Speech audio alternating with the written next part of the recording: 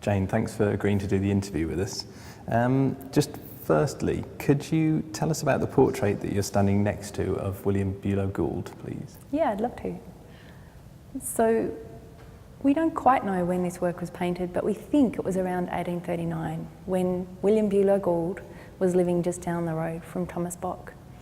And what interests me in this portrait is that they were both convicts, had both been convicts, and they were both artists, although Thomas Bock might have had more experience and more training than Gould. Gould was a serial offender, he was a drunk, he was imprisoned several times, in fact numerous times, during his time in Hobart. And this portrait, it's one of the only portraits by Bock where he hasn't flattered the sitter. We have this man who looks a little bit weary, a little bit worn out. He has a hooked nose, he has this strange quiff of hair. And I guess the other thing that interests me is that this is the record of a friendship, I believe. I don't imagine that Gould had the means to commission Bock to paint his portrait. So I imagine that they were sitting around and this portrait came about through the friendship. So can you tell us about Thomas Bock's time in Birmingham? I can tell you what I know, and we don't know much. We don't even know when he was born.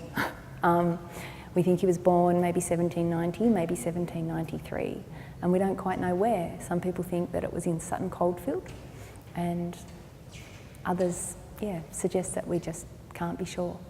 We believe he was a chorister at Lichfield Cathedral. Again, we can't be 100% certain about this. This is something that his stepson, Alfred Bock, mentioned in later notes after Bock's death.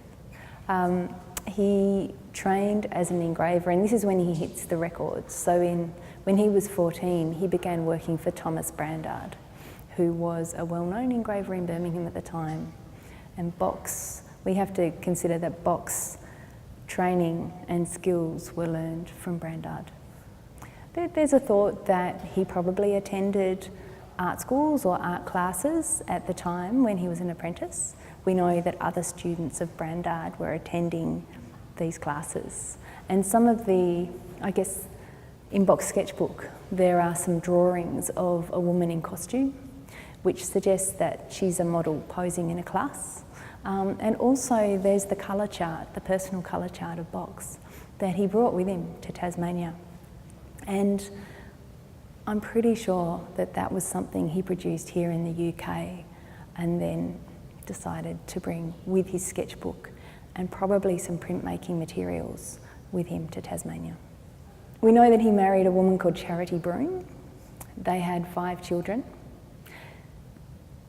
When they had 4 children, he met a woman called Anne Yates, and she wasn't a woman, she was a 17-year-old girl.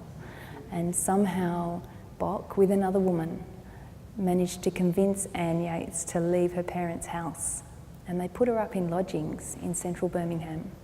And over the course of 2 years, Bock seduced her. From these lodgings, she became pregnant. And the whole reason that Bock was convicted was because he tried to terminate the pregnancy with a herb called savin.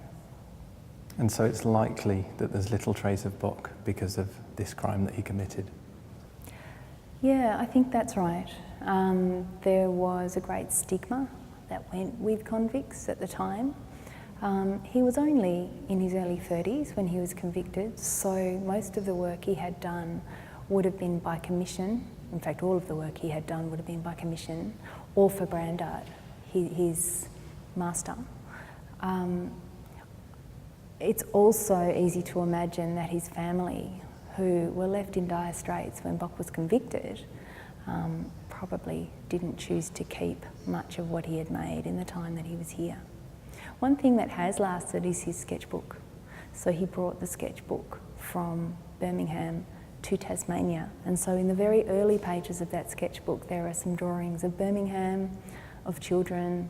They're tiny, but they might just be a trace record of his time here. So in what ways did Bock use his sketchbooks as an artist? There are 3 sketchbooks in the exhibition, and they all demonstrate different approaches as an artist. But the sketchbook, which is in the TMAG, the Tasmanian Museum and Art Gallery collection, is the one that he brought from Birmingham to Hobart. There are sketches of his time here in Birmingham, but then there are also sketches of his time in Hobart and of the journey by sea. I see that sketchbook as a bit of a diary, a visual diary. There are very few larger images which he produced that correlate directly to the images in the sketchbook. There are a couple, but not many. So I think he scribbled, I think he sketched. He certainly sketched his own home, domestic environment. He certainly sketched his children and his wife, and maybe others. It's hard to differentiate the people who he pictures in the sketchbook.